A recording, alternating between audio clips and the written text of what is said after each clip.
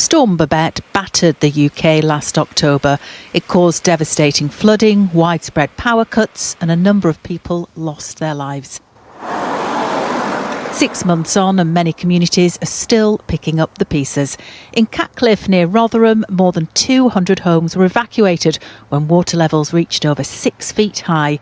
On Sheffield Lane, the majority of residents still aren't back in their homes, forced to stay with family or in hotels whilst they wait for their properties to be repaired. Chris Lloyd's home was so badly damaged he won't be in it till June. He says they feel totally forgotten. They're not helping us.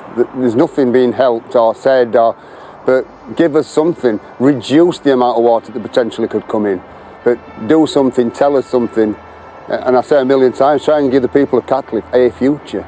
And make yourselves as small as you can be. At the local theatre school, the Saturday morning toddler group are oblivious to the stress and strain caused by the storm. It took weeks for the building to dry out, and they relied on the help of dozens of volunteers to clean up the dirt and debris it left behind.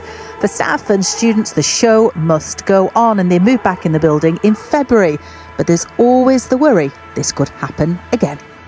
It sounds really sad. Every time there's heavy rain, I'm sat at home thinking, I hope it's not raining in Catcliffe, because if it's heavy again, it's just awful having to think like that. We knew quite a few of the children on this road, and it was just heartbreaking to know that it was their home that had been destroyed. The water may have disappeared, but communities here are still dealing with the aftermath and the impact of that ferocious flooding and living in fear that it could happen again at any time. The government says it's tackling the problem by investing in flood defences and taking action to make the UK more flood resilient. When local authorities are considering housing applications, that they take into account where those houses are being built and not on floodplains.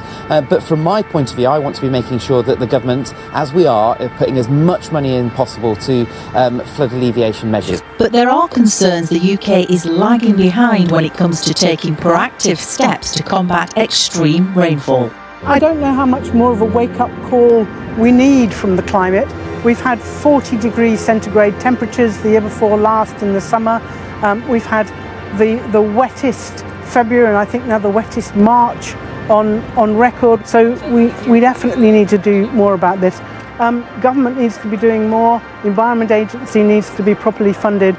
As communities continue to rebuild their homes and lives, many feel they've been left to fend for themselves in fear they won't be protected when the next storm arrives.